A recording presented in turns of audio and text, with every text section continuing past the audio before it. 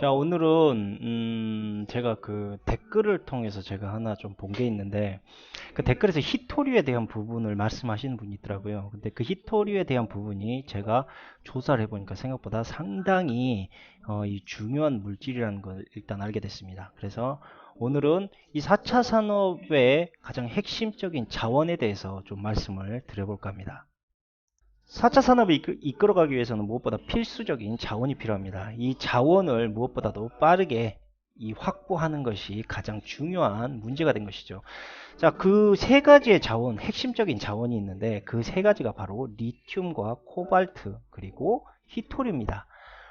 그리고 이 자원에 대해서 제가 찾다 보니까 이것이 우리나라의 정치적인 어떤 이러한 흐름에도 아주 깊은 연관이 있다는 걸 알게 됐습니다.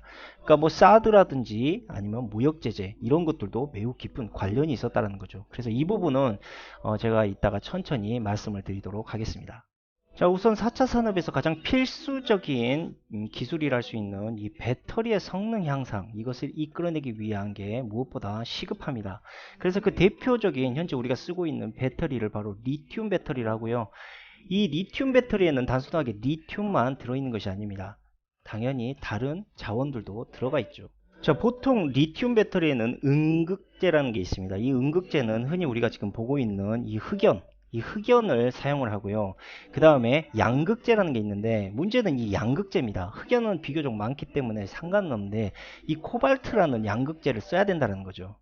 그래야지만 이 리튬 배터리의 수명이 길어지고 그 다음에 재충전이 더 많은 재충전이 가능해지고 그 다음에 더 좋은 양질의 배터리가 나올 수가 있는 겁니다. 그래서 오늘날의 모바일 그 전자기기에서 다 쓰고 있는 것들이 바로 지금 보고 있는 흑연과 코발트를 섞은 리튬 배터리라고 이렇게 생각하시면 됩니다. 자, 그 밖에 이 리튬 배터리에 들어가는 니켈, 망간, 흑연 뭐 이런 이제 자원들의 채굴 상황을 일단 보자면 일단 적어도 2025년까지는 아무 문제 없이 사용할 수 있을 정도의 양이 있습니다. 그리고 그 전에 열심히 또 새롭게 채굴하기 위해서 열심히 움직이고 있고요. 그리고 아직 채굴되지 않은 지역까지 포함한다면 이 지금 매장량은 훨씬 더 늘어나게 될 것이다 라고 이렇게 현재 판단을 하고 있습니다. 그리고 이 하연석이라고 불리고 있는 리튬을 보자면 이 지구상에 있는 일단 리튬의 매장량이 거의 수십억 대의 자동차를 돌릴 수 있을 정도의 양이다. 그리고 그 시기를 놓고 봤을 때 100년 정도를 사용할 수 있다. 그러니까 아직도 엄청나게 많은 매장량이 현재 지구에 있다라는 거죠. 이 리튬은요, 보시는 바와 같이 볼리비아, 칠레, 아르헨티나 이 세 나라에서 거의 80% 이상이 현재 채굴이 되고 있습니다. 그리고 계속적으로 현재 이 리튬의 이 자원이 계속 발견되고 있어가지고 잔존 매장량도 거의 엄청나다고 볼 수가 있어요. 그뿐만 아니라 바다에서 채취도 가능하기 때문에 이 리튬을 추출하는 기술이 늘어나면 늘어날수록 리튬의 공급 조달에는 아무런 문제가 없을 것이다. 이렇게 현재 보고 있습니다. 그런데 만에 하나 이 리튬이 만약에 고갈되어 버렸다. 뭐 그렇다고 하더라도 큰 문제가 없습니다. 왜냐하면 바로 마그네슘이나 아연, 그 다음에 알루미늄, 나트륨 같은 이러한 대체제로서 얼마든지 리튬을 대신해서 사용할 수 있다라는 거죠. 근데 이제 정말 문제가 되는 게 뭐냐? 바로 리튬보다 귀하다는 코발트입니다. 이 코발트가 일단 가격이 너무 불안정하고 수급도 그만큼 불안정해요. 그러다 보니까 기업들이 이 코발트 의존도를 줄이기 위해서 상당히 다양한 이런 리튬이온 배터리를 현재 만들고 있습니다.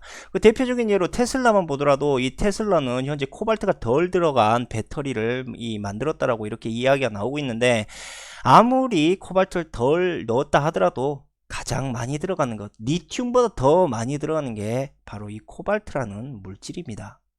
자, 현재 보시는 바와 같이 이 코발트는요, 거의 생산의 3분의 2를 이 콩고에서 현재 이 채굴이 되고 있는데, 중요한 건 콩고에서는 막 내전이 일어나고 있고, 막 정신이 없어요. 그리고 문제는 뭐냐면, 콩고에서 이제 외국에서 이 채굴을 하겠다고 온 기업들한테 이 세금을 과도하게 물어가지고, 막 이제 이 콩고의 이 뭡니까, 이 코발트의 어떤 수급을 조절하기도 하고, 그 다음에 뭐 아동들을 착취해가지고 막 저기 뭡니까 채굴에 동원되고 있는 이런 모습들 이런 것들로 인해서 상당히 이 코발트에 대한 이미지가 일단 좋지는 않습니다. 그리고 이걸 통해서 문제는 이런 문제점들이 계속 불거져 나오다 보니까 결국 코발트의 수급도 상당히 불안정하게 된다는 이야기죠. 결국 콩고는요, 이 정치적 불안으로 코발트 생산 유통에 한동안 난항을 겪기는 했습니다. 근데 중요한 건 최근에 이 코발트의 가격이 안정세로 접어들기 시작하면서 생산량도 점점 늘리고 있습니다. 여기 보시면 지금 중국, 캐나다, 러시아보다 콩고가 압도적으로 코발트를 생산하고 있는 게 보이시죠? 근데 문제는 뭐냐? 바로 중국이 세계 최대 코발트 보유국인 이 콩고에서 채굴되는 코발트의 전량에 가까운 코발트를 수입하고 있다는 점이죠. 지금 여기 보시면 시진핑이가 콩고 방문 코발트 92% 들여와 이렇게 나오고 있죠. 그러니까 대부분의 코발트를 중국에서 다 가져와서 쓸어 담고 있다. 결국 이게 뭘 이야기하겠습니까? 그렇죠. 배터리 시장에서 중국이 독점적인 이 수요의 불안정성을 이놈들이 현재 가지고 있다. 이렇게 일단 보셔야 됩니다. 물론 코발트를 대체할 물질이 없는 것은 아닙니다. 여기 보시면 니켈로 그 코발트 대신 돌파구를 모색하는 이러한 상황도 나오고요. 문제는 니켈 같은 경우는 거의 코발트와 비슷한 성능을 낼 수 있는 이러한 성능이 있는데 이 폭발성 때문에 지금까지 상당히 쏘지 않았던 이 제품입니다. 그래서 이 부분만 해결이 된다면 언제든지 코발트를 대신할 수 있고요. 다음으로 뭐 코발트 없는 EV 배터리를 현재 개발을 하고 있다라고 이렇게 나오고도 있습니다. 이게 이제 삼성 SDI 같은 경우는 현재 파나소닉에서 만든 것보다 2배 이상의 성능을 가진 이러한 배터리를 만들겠다 이렇게 또 선포하기도 했습니다. 그러니까 결론은 이거죠. 이 리튬이나 코발트는 언제든지 시간이 지나면 이것을 대체할 수 있는 기술이 나오게 될 것이다 라는 겁니다. 자, 그런데 말이죠. 이제 본격적으로 이 핵심적인 갈등을 주고 있는 광물이 있습니다. 그게 지금 제가 말씀드리려고 하는 핵심적인 광물이에요. 그게 바로 히토리입니다. 이 히토리는 말 그대로 배터리뿐만 아니고요. 4차 산업의 필수적인 거의 대부분의 제품에 들어가는 이러한 소재입니다. 히토리가 사실 매장량이 적어서 이렇게 귀한 이런 히토류는 아닙니다. 광물은 아니라는 거죠. 히토류의 17개 원소 중 거의 대부분은요. 은보다 흔하고요. 납보다 매장량이 많습니다. 여기 보시면 일본 바다 및 히토류 1600만 톤 발견이 됐고 세계가 700여 년 정도에 쓸 양이다 이렇게 나올 정도로 이 히토류는 생각보다 상당히 흔하다는 이야기죠. 근데 문제는 뭐냐, 해저 밑에 있어요. 이게 지금 5000m 해저 밑에 있기 때문에 지금 기술력으로는 저것을 다량으로 채굴하기에는 현재 기술력 부족이고요. 그 다음에 채굴의 비용이 천문학적으로 들어갈 뿐더러 환경오염에도 상당한 영향을 줄 수가 있습니다. 그래서 사실상 지금 현재 미나미토리 섬, 일본의 미나미토리 섬에 묻혀있는 히토류는 거의 그림의 떡이나 다름이 없다 이렇게 일단 보셔야 된다는 거죠. 아니 그렇다면 한 가지 의문이 듭니다. 도대체 왜 히토류를 왜 그럼 채굴 안 하냐? 이렇게 생각하시는 분들도 있지 않겠습니까? 양도 많고 채광할 수 있는 지역도 다수 존재하는데 도대체 왜 채굴을 안 해? 자, 그 이유는요, 바로 채굴과 이 재련 과정에서 상당한 환경 오염과 환경 파괴를 가져온다는 거죠. 자, 환경 문제에 매우 민감한 미국과 일본 같은 경우는요, 이 히토류를 이 채광을 해서 자기들이 캐는 것보다 그냥 외주 맡겨서 사오는 게 싸요. 그리고 디탈도 없고. 그러니까 히토류 1톤을 만약에 생산하려 그러면 약 8.5kg의 유독가스가 튀어나오고요. 13kg의 분진이 발생하게 됩니다. 근데 여기서 끝이 아니에요. 히토리를 채굴할 때 방사성 물질이 나온다는 거죠. 토륨 같은. 그래서 문제는 이런 방사선 노출도 상당히 환경 오염을 야기시킬 수 있다. 그리고 또 뭐겠습니까? 재련 과정에서 이것을 분리해내기 위해서 상당히 유독한 화학물질을 대량으로 사용하게 되는데 이게 바로 산성 폐수를 통해서 이렇게 보시는 바와 같이 이게 냇가로 이게 흘러나옵니다. 그래서 이제 호주 기업 같은 경우는 자기 나라가 이제 이렇게 오염되는 거를 걱정하니까 말레이시아에서 일단 히토류를 재련하겠다. 이렇게 지금 이야기를 하고 있어요. 이렇게 이야기를 하다 보니까 뭡니까? 말레이시아 환경단체가 히토류 생산 중단해라. 그리고 이걸로 아직까지도 싸움을 하고 있어요. 이 갈등이 아직까지도 이어지고 있다고요. 그리고 중국 같은 경우는요, 지금 여기 보시면 이 히토류 공장 주변의 가축들이 떼죽음을 당하기도 했습니다. 그리고 세계 최대 히토류 생산지인 이 네이먼구 자치구 안에 있는 바오타오, 자, 이 주변의 토양은요, 이미 방사성 오염, 이 물질 오염도가 다른 지역에 비해서 최소 수십 배, 최대는 수백 배 가까이 높아졌다고 합니다. 그러면 이걸 좀 더 다른 말로 한번 이야기해 볼까요? 중국에서 우리나라로 날라오는 미세먼지에 방사능이 있다라는 이야기가 되는 겁니다, 여러분. 이게 미세먼지가 보통이 아닌 거예요. 미세먼지 늘 조심하셔야 됩니다. 무슨 말인지 아시죠? 조심하셔야 됩니다. 방사능 끼어 있어요. 뭐 한국도 히토류가 있긴 있습니다. 광맥이 있는데 이 보니까 홍천과 충주, 양양, 고성, 서산 이렇게 있다고 하는데 중요한 건 채굴 비용도 문제고요. 또 이거 환경 장난에게 오염되죠. 그래서 한국에서도 이 히토류를 채굴할 수 있지만 중요한 건 채산성, 즉 채굴 비용 문제로 채굴하지 않는다. 이렇게 알고 계시면 됩니다. 자, 그렇다면 히토류의 사용 용도, 과연 이거 어디에 쓰느냐, 이걸 한번 봐야 되겠죠. 자, 전 세계 히토류 소비의 약 30%는 일단 연구 자석을 만드는 데 쓰입니다. 그러니까 80년대 일본이 최초로 이 히토류의 하나인 네오디뮴을 이용해 가지고 연구 자석을 개발을 했습니다.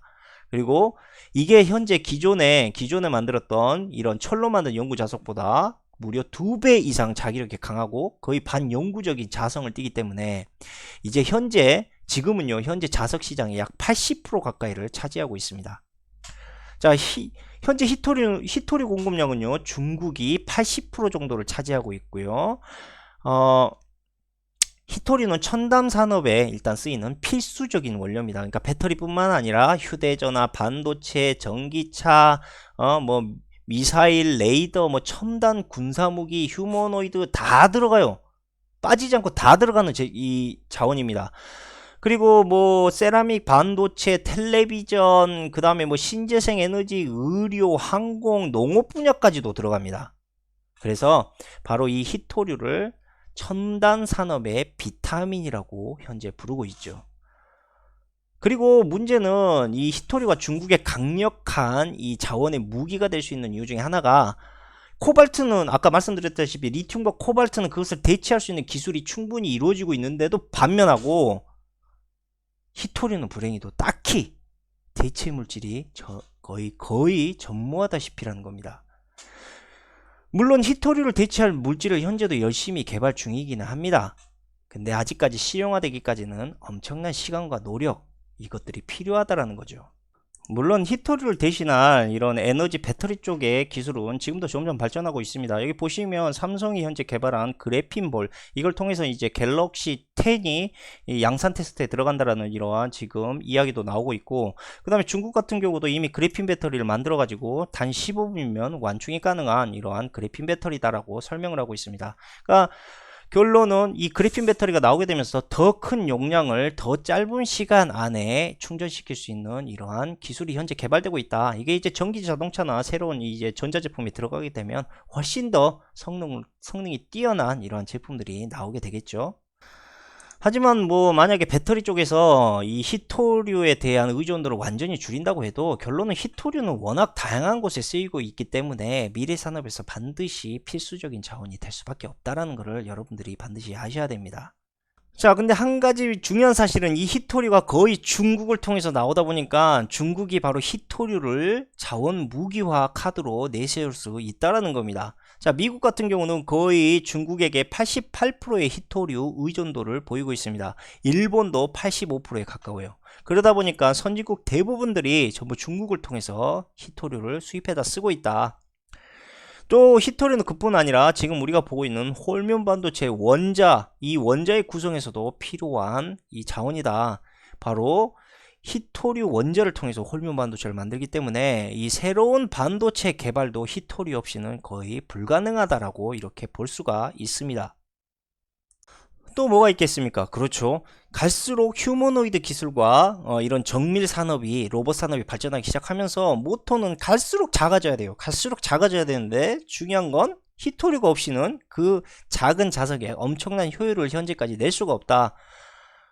그렇기 때문에 히토류는 어쩔 수 없이 필수적으로 사용할 수밖에 없는 미래 자원이다. 이렇게 보셔야 된다는 거죠. 자, 이렇게 필수적인 미래 산업의 필수적인 히토류는요, 결국 우리나라의 정치적 남북의 교류 구조까지 바꿔버렸습니다. 자, 그렇죠. 대표적인 예로 제가 말씀드리겠습니다. 자, 사드입니다. 사드. 자, 사드는 중국을 견제하기 위해서 만들어진 무기다라고 모두가 아시고 있습니다. 뭐 북한의 핵미사일을 견제하기 위해서라는데 그거는 개풀 뜯어먹는 소리고 말도 안 되는 이야기인 거 이제 아시죠? 자, 근데 왜 이렇게까지 해서 사드를 북한 밑에 설치를 해서 중국과 정치적 무역의 갈등 구조를 만들었냐, 이게 가장 중요한 키포인트가 일단 되겠군요. 자, 그렇습니다. 그 진실은 바로 히토류 때문입니다. 히토류. 예? 이 미국과 중국의 무역 전쟁의 갈등에서 미국이 완승하기 위해서는 뭐겠습니까? 그렇죠. 유일하게 중국에 현재 의존해 가지고 제발 달라 이렇게 이야기하고 있는 히토류. 이 히토류의 이 의존도를 줄여버리는 것이죠. 중국의 의존도를. 자, 여기 보면 중국이 미 첨단 산업 겨냥 히토류 생산 확 줄여 미 통산 압박의 중보복 카드. 자, 히토류가 미국에게 상당히 압박적인 무기가 될 수 있다라고 이렇게 나오고 있죠. 근데 여기 딱 보더니 북한 히토류 매장량이 알고 보니 세계 2위라고 이렇게 나오고 있습니다. 자, 만약에 미국이 북한의 히토류를 자기들 마음대로 사용할 수 있다면 바로 중국이 현재 강력한 카드로 내세우고 있는 히토류 무기를 무력화시킬 수 있는 그러한 계기가 된다는 거죠. 자, 그런데 중국이 그냥 미국이 저러고 있는데 가만히 이렇게 그냥 뭐 입만 벌리면서 보고 있겠습니까? 그렇죠. 중국도 자신의 히토류의 가치로 인해서 미국을 압박하기 위해서 지금 정신없이 움직여야 될 거 아닙니까? 그 대표적인 예로 지금 보면 북의 자원의 매장량을 중국만 현재 가지고 있다 정보를 이런 이야기가 나오고도 있고, 또 3200조 잠재 가치의 북한의 광물을 거의 중국이 독식하다시피 하고 있다. 투자 계약의 87% 정도를. 자, 좀 더 읽어보자면 북한과 약 10에서 50년 이상 장기 계약을 맺은 광산 10곳 모두가 바로 중국과 이 계약이 이루어졌다는 겁니다. 자, 금, 은동, 철광석, 석탄 뭐 이런 다양한 이런 광산에 일단 중국 기업들이 모두 선점을 했다 이렇게 나오고 있는데, 또한 뉴스를 한편으로 보자면 뭐가 나옵니까? 그렇죠.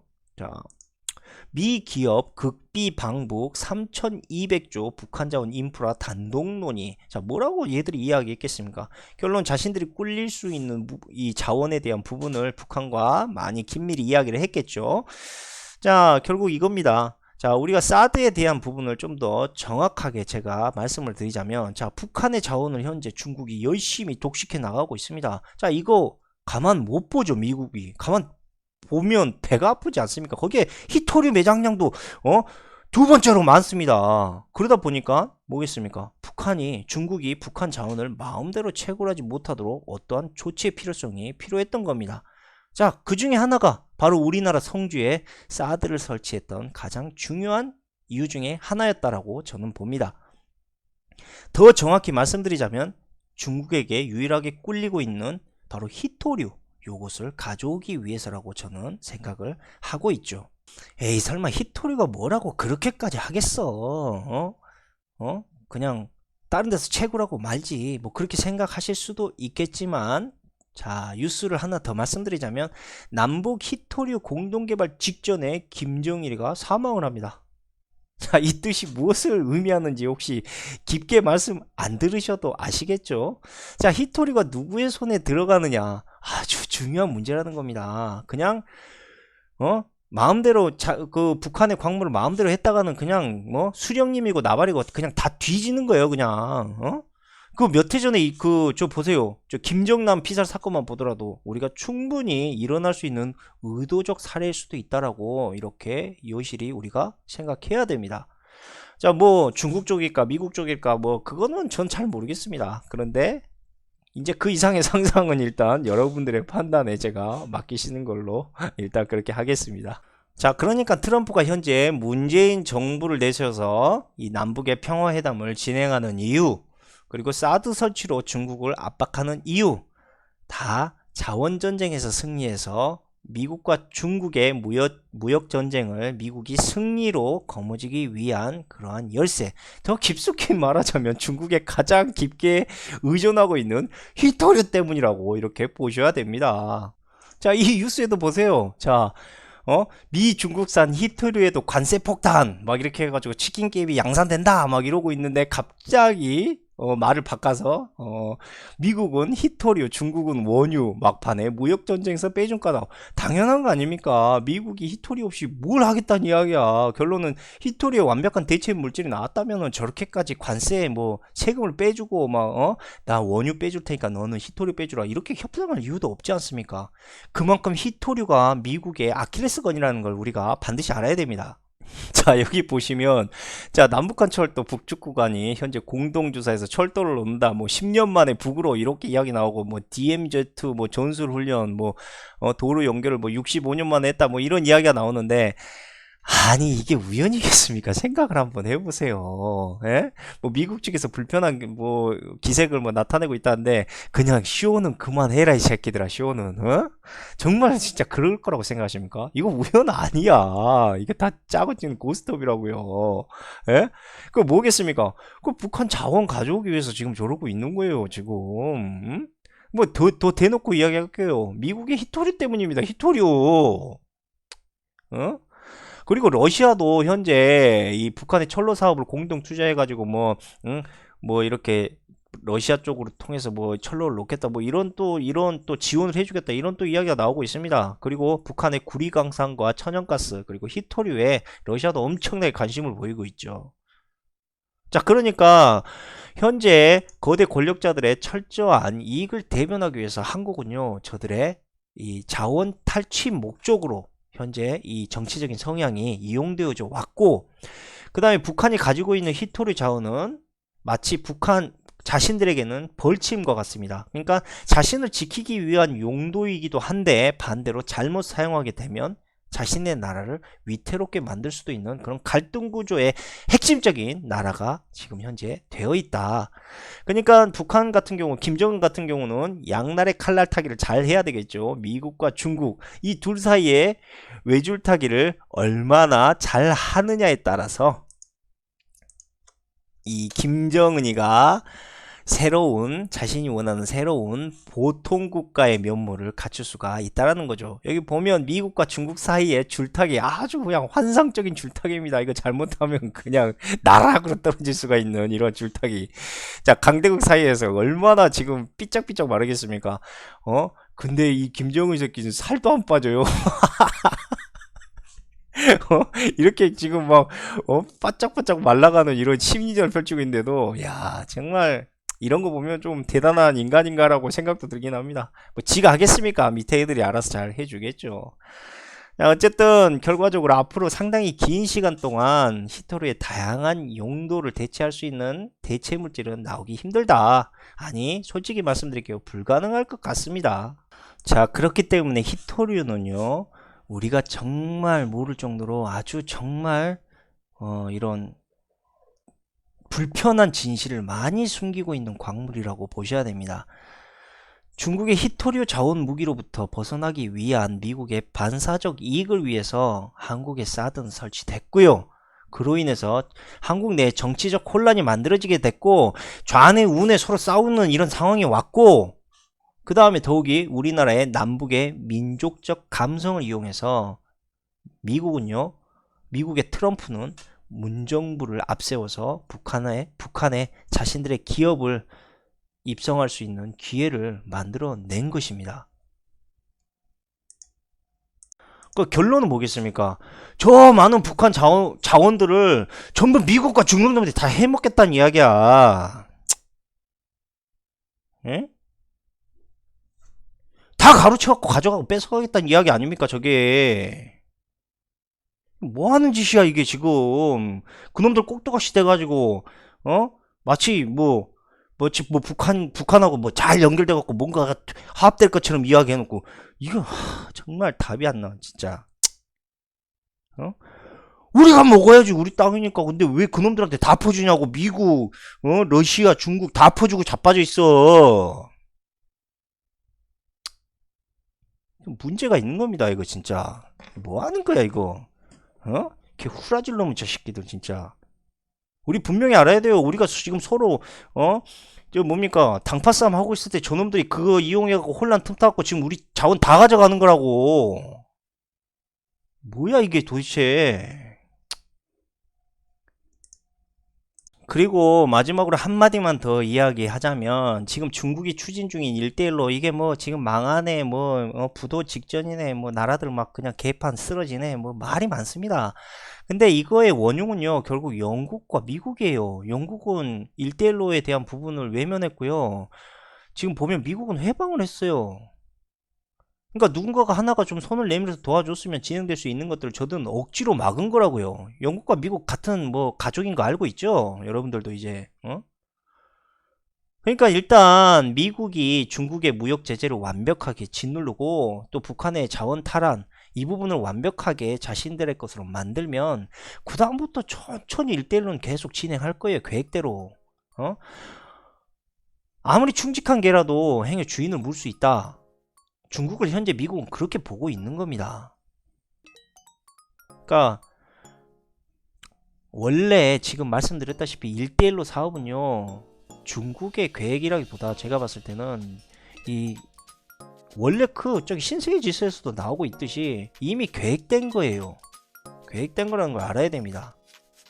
그러니까 시간적인 문제일 뿐이지, 그러니까 이게 우선순위의 문제일 뿐이지 이것은 아무 문제 없이 시간이 지나면 차차 다 계획될 것이다. 이렇게 일단 알고 계시기를 일단 바랬으면 좋겠습니다. 자, 제가 마지막으로 방송을 마치면서 여러분들에게 전해드리고 싶은 말씀. 자, 나뭇잎을 보다 보면 나무를 보지 못하고 나무를 보다 보면 숲을 보지 못하게 된다. 자, 마음의 현상은요 깊게 보는 것이 맞습니다. 그러나 세상의 현상은 넓게 보는 것이 진리라는 것이죠.